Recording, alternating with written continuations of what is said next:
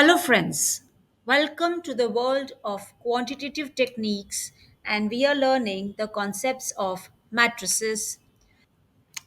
Today, we are going to the extension of our learnings into linear equation solution through matrices. Okay, just give a brief of what we have done in our previous videos. We have learned about matrices, that is a kind of a grid, the types, the operations. We have also discussed about the, after addition, subtraction, and multiplication, how to calculate determinants.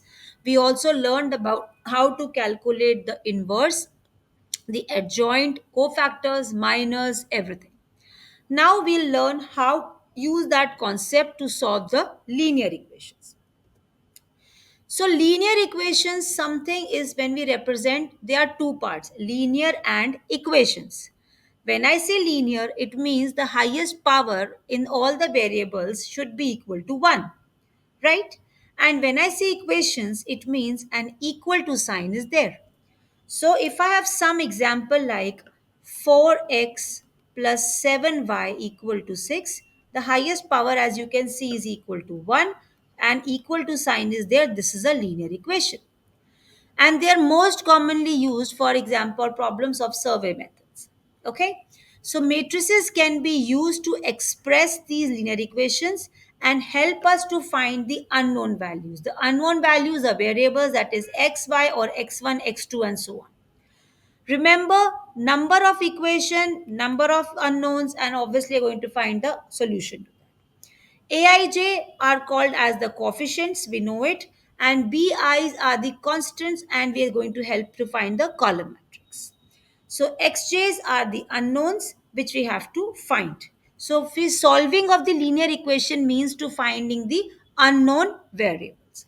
So if I say the set of equations, this is a set of the linear equations. A11 x1 plus A12 x2 and so on equal to up till A1 and x1, A1 and xn is equal to B1. This is one set of equations. Similarly, we have n set of equations. So this set of equations can be represented in a form of Ax equal to B, where A is the coefficient matrix, X is the vector, find we have to find the matrix, unknown matrix, and B is my column vector. Okay, so n cross n multiplied with n cross 1, conformability check. So output will be n cross 1. The number of unknowns will lead to number of equations, and here we have n unknown variables, so obviously n solutions will be obtained. Before we solve linear equation, we should always ensure that determinant has to be non-zero. If determinant is non-zero, then the system may not have a unique solution. Okay, so in that case, the problem obviously extends. And how to check and how to solve is, the first method is using the matrix inversion method. Matrix inversion method says, supposing we have Ax equal to B, and let's say I pre-multiply throughout by inverse. So what I get, A inverse A into X is equal to A inverse B. The rule of inversion says that if I have A inverse by A, the output will be I. So that will Ax inverse B. Now, if I multiply anything with identity, I'm going to get the same result. So X will be nothing but A inverse B. Okay, so with this we can find the variables, the unknown variables. So if the inverse is obtained, we can definitely find the unknown variables. Let's start with an example. I have an equation, set of equations, that is 3x1 minus x2 plus x3 equal to 2, 2x1 plus x2 equal to 1, and x1 plus 2x2 minus x3 is equal to 0. So I will divide it into three parts, A, X, and B. B is clearly the column, that is the right column, 2, 1, 3. X is your x1, x2, x3 unknown. A will be the coefficient. So 3 minus 1, 1, 2, 1. Now there is no value for x3, it is 0. So we have 1, 2, and minus 1. So this is my A, X, and B. A, X, and B. Okay. Now we have to solve this one.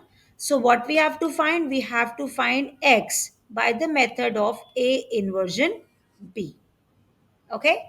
So for inverse, A inverse was used to be 1 upon determinant of A into adjoint of A. Okay. So in adjoint A was the transpose of the cofactor matrix. I have done the solution for you. The first is to find the determinant. Determinant is your multiplication of cofactor entries with the corresponding row or the column entry. So if I have the first, if I take the first one, the first row, so we are multiplying with 3 minus 1 and 1, and the sign, if you remember, it's going to be something like this. Okay, for a 3 cross 3 matrix. Now, 3 multiplied with the corresponding minor, minus 1 with multiplied common minor, and so on, and adding with corresponding signs will lead to the result. And we get it is equal to minus 2. Next, we have the cofactors. So 3 ka cofactor will be minus 1. Minus 1 ka cofactor will be minus 2. And 1 ka cofactor will be 3. So as we proceed, we get these cofactors. After the cofactors are found, we take the transpose of that cofactor matrix. This cofactor matrix transpose is the interchanging of the rows to the column. And inverse is obtained by dividing the adjoint matrix with the adjoint or with the determinant. So determinant was minus 2. This is the cofactor matrix. So we get this as my inverse. Once we get this inverse, we are going to multiply it with my B matrix, the column matrix. Okay. So this is one the same thing as you can check. Okay. This is the adjoint, this is the determinant, and this is the inverse we have got. Multiplication, if you remember, zero point 0.5 into 2 minus zero point 0.5 into 1 plus zero point 0.5 into 3, the first entry, right? So this is 1 minus zero point 0.5 plus 1.5. What we get? 2.5 minus zero point 0.5, which is equal to 2. That is the first entry. Similarly, for the second row and for the third row. So we get 2 minus 3, 7 as the value of x, that is x1, x2, and x3. Fair enough? Now what happens? I want to check. So what I put these values into the equation, and my LHS must be equal to RHS. So this is a kind of a check that we do to ensure that the answers that we have obtained are actually correct. Fine. So what we have? 3 into 2 minus 3 into minus 1 plus minus 7. So we get the value as 2. If all the set of values are fine, then we are assured that the linear equation is correctly solved. So this is the matrix inversion method. There is one more method that is called as the Cramer's rule.